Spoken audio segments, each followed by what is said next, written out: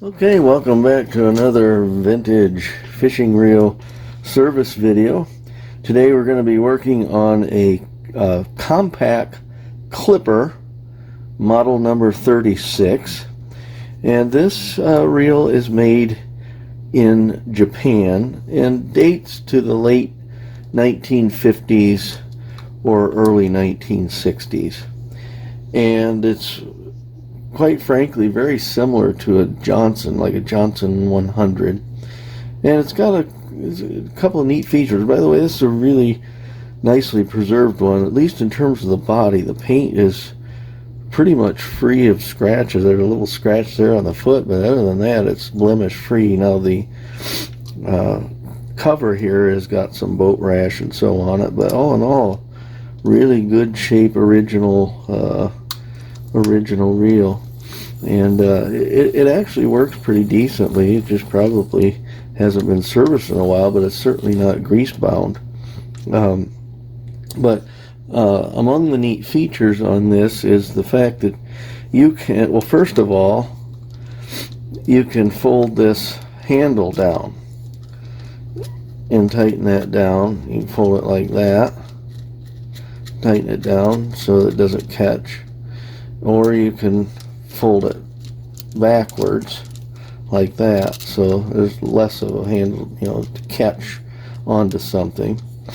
But you can take off this entire side plate here and put it over there, switch out these side plates, and change it from left-handed to right-hand. Now, right now, it's in the right-hand position. Right now, there's actually no anti-reverse, but we can make it so that it's in the right-hand position, thus that when you reel quote-unquote backwards, you get your anti-reverse. And then you can get rid of all of the anti-reverse, and then you can go to another one, and you can do it so that basically when you switch these side plates out, it's now left-handed, and the anti-reverse goes that way. So you switch it out, right hand or left hand. Now, of course, if you do that and you don't want to change your line, you're going to have to take the spool and flip it over. If you have the line wound on the spool one way and you're going to change the direction in which you wind, you're going to have to flip the spool over. Otherwise, you'd have to take all the line off the spool and rewind it on with the new direction. So there might be a slight bend in that handle. It might be sort of bending in that way a little bit, but we're going to go ahead and take this apart, service it and clean it and get it looking and running as good as new as we can. So we'll start off by taking off the cover, which simply unscrews, and then we'll take off quite a large nut on there that holds the spinner head on, and so we can put those in the parts tray. And it looks like there's a little washer here. Looks to be a lock washer, and then off comes the spinner head. And oh, looky there, I might have done that myself. I don't know if that was like that before or not, but who knows. Line got up in there, and I don't know if I did that from going both directions. Probably could have been that way, who knows. There's your line pickup mechanism, line pickup pin. Just dirty, needs to be cleaned and relubricated. And then you've got a E-clip here that needs to come off.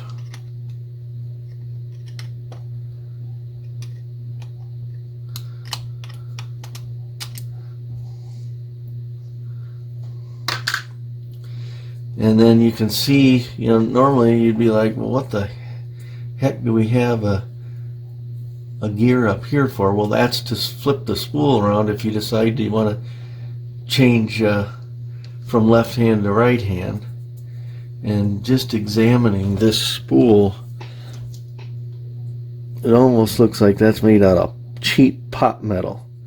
You see that? Looks like crazing or cracking of the metal in there. You gotta wonder how long that will last. But it almost looks like cheap pot metal. But first thing, as always, we're gonna do is get rid of that nasty line on there. And just like that, the line is off, and we're ready to put that spool. You can see that gear is on both sides. That's basically just to make, just to make contact with the drag clicker so it makes noise. But when you flip it over, you have that available on either side. And so down inside here, it looks like we have a rather large drag washer, and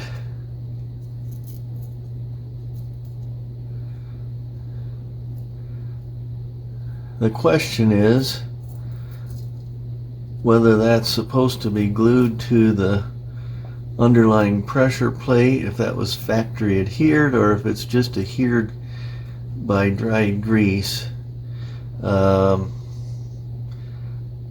I don't know that it really needs to be separated, so I don't think that I will. I think I'll just leave that attached, whether it was meant to be adhered to that from the factory or not. But there's the brass pressure plate upon which this post here rides. And so if you can see, as I turn this, it would be where it says less. If I turn that all the way down, that's flush with the body. And then as I turn it the other direction, it pushes up, which puts pressure on that brass side of this drag mechanism. That's essentially the pressure plate, and it pushes that up, and that felt drag washer up against the spool, and that's what creates your drag. So I'm gonna, as always, make that all the way off. Turn the drag all the way off for now. And now we're ready to remove the side plates.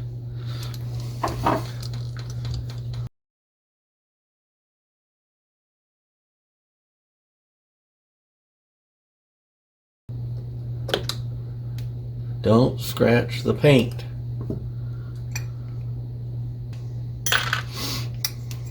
Okay. There you can see some really old grease. It's not hard. I mean, it's not like glue, but it's somewhat hard, and it's definitely ready for a cleaning and servicing.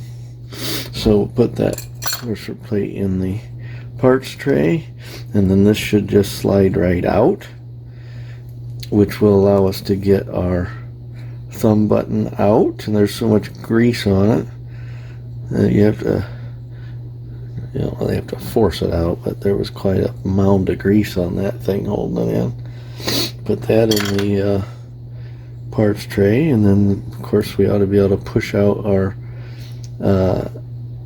axle shaft with its associated pinion gear out of there, and we should be able to winkle that out of the side and gather.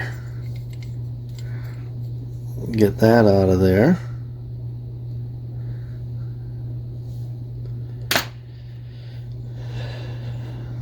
And that's all I'm going to monkey with regard to the body. I'm not going to monkey with taking that drag screw and all that out of there. That's working nice. I may lubricate it, obviously, but it's working pretty easily as it is. So leave that. And I'll leave this little, looks like that's nylon. That little clicker is nylon. I wonder how long that would last with heavy use after all these years. Okay, so that's ready for the parts tray. And then you've got your main gear here. And of course, to get that out, we're going to have to take and remove this here. And there's another little lock washer there. And then that should come right out.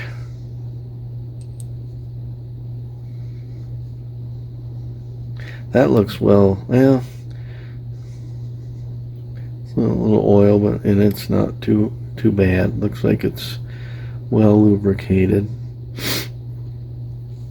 And put that in the parts tray. And then the way this thing works is when you turn this,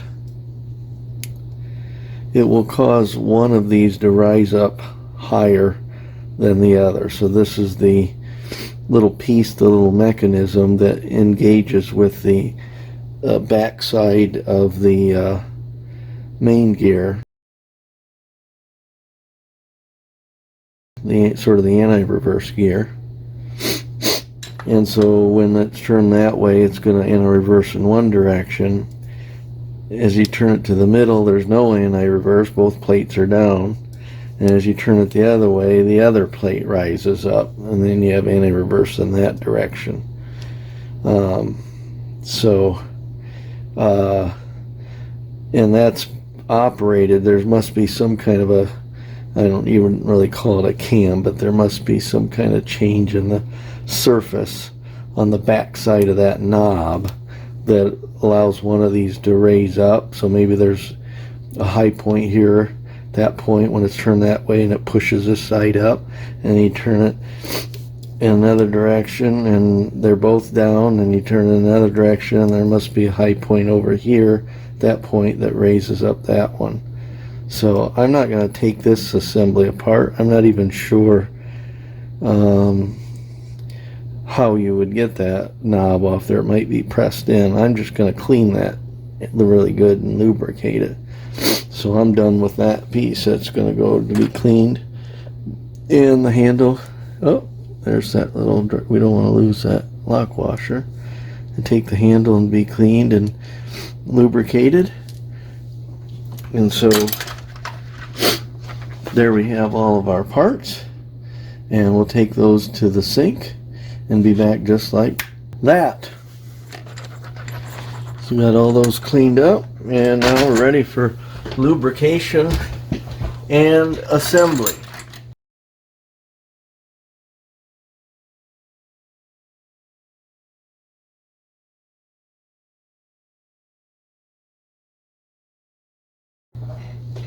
Okay, there's all our parts. Now, the first thing I want to do is find my trusty steel wool and polish up these shafts.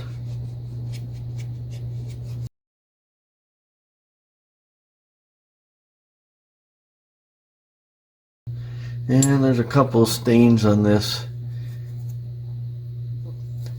button here that could use a little cleaning off of there. You're going to have a nice working reel. You might as well have a nice looking reel.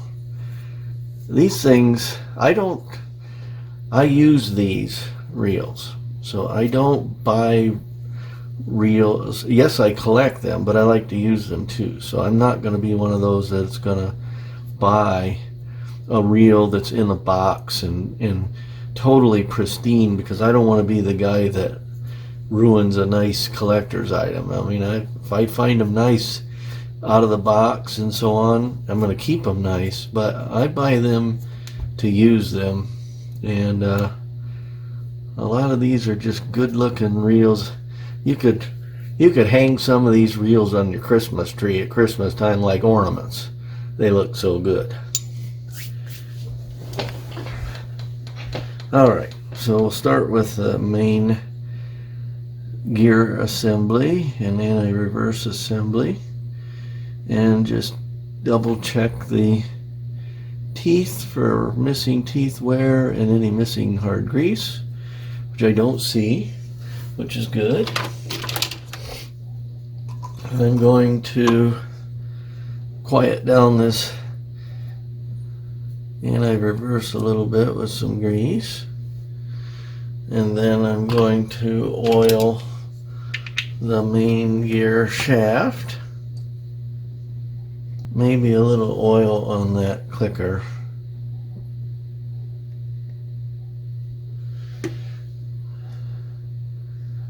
I've already greased that part, which rides on there, so that should be good. Put that in there. And I've got the anti-reverse off right now, so if we turn it that way, we should be getting anti-reverse in that direction. And obviously if we turn it the other way, we get it in the other direction. Okay, so now let's see about greasing the, well, this will be a lot easier if I go ahead and put the handle on. So handle goes on there, and then we had our clean little lock washer, and then our nut.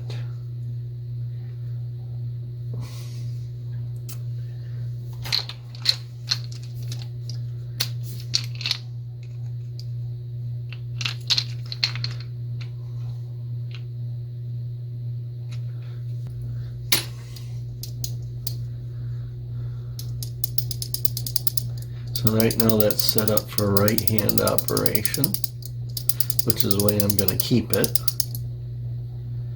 And now we could go ahead and grease that.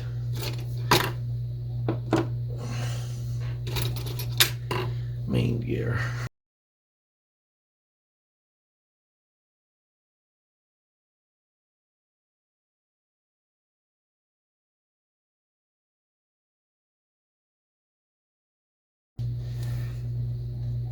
And that should be ready to, well, let's see. No, we need to install the dummy. You need to install this here.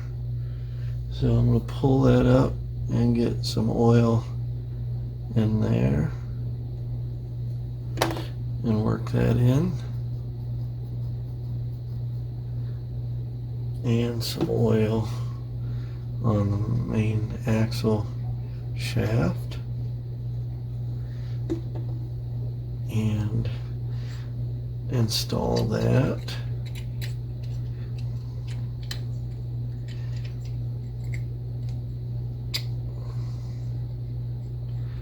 Work that in good.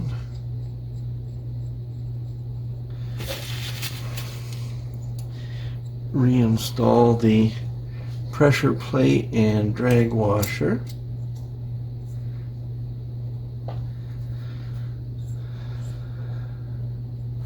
Make sure I'm not forgetting anything here.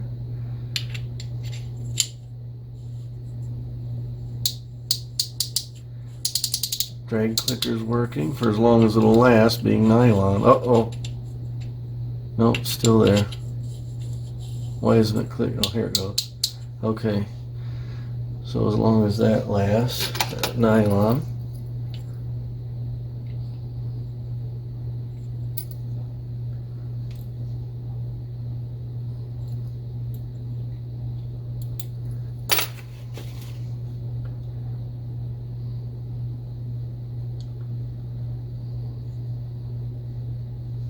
Actually, I wouldn't mind putting a light coat of grease around here.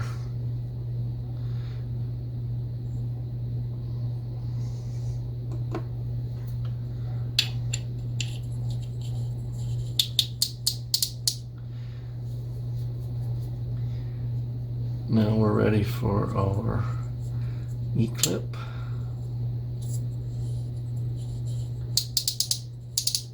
I almost forgot to lubricate this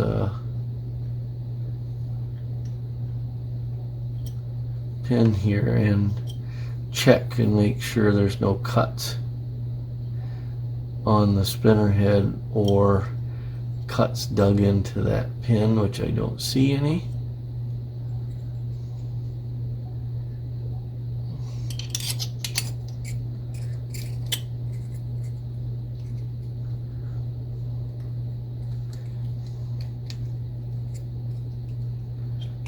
Just doesn't seem to be writing on there very good.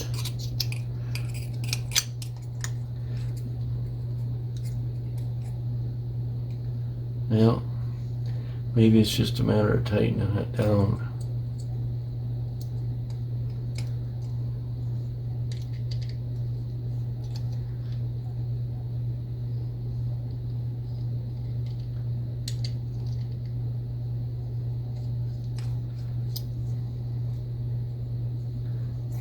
Why is it leaning like that? I guess it just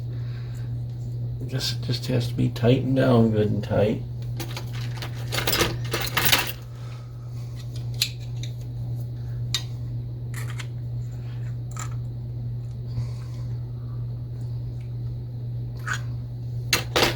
Yeah, that fixed it. Now it's riding on there okay. Now we can start thinking about putting, well, not yet. Get ahead of yourself. We gotta grease the pinion gear.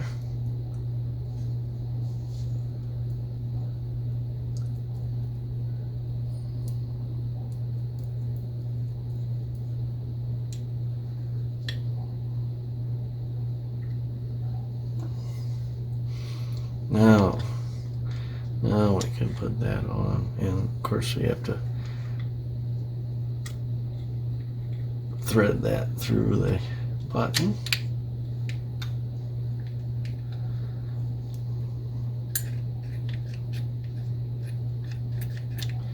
And I guess we can put a little grease on there. Now we're ready for our other side plate.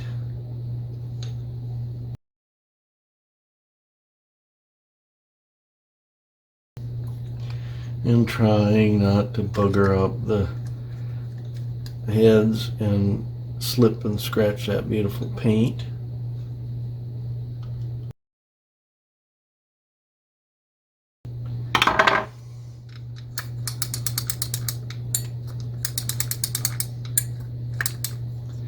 While we're thinking about it, let's get a little oil in our handle here.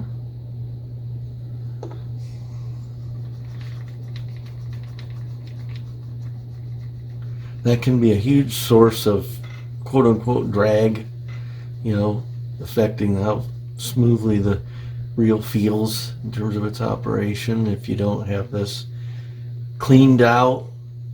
I was working on some Shakespeare's recently where this was totally seized up, and I had to soak it in penetrant for a couple days, and then I still had to kind of horse it to get it to break free. And then I just spent watching TV about a half hour in the easy chair, just spinning it and with lubricant, trying to work all that corrosion out of there until finally it spins effortlessly.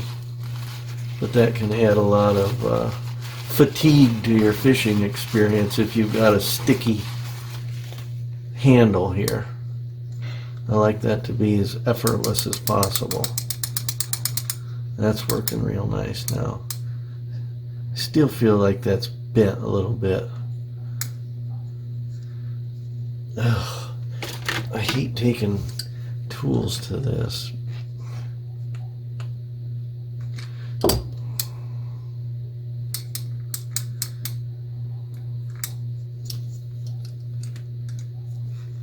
Probably should put a towel over it while I adjust that.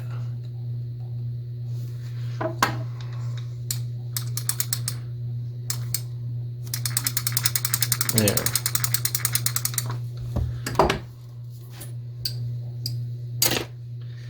Now we're ready for the cap.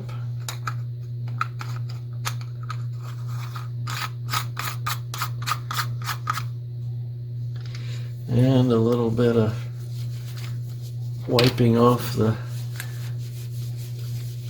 oil and grease that was deposited by my hands.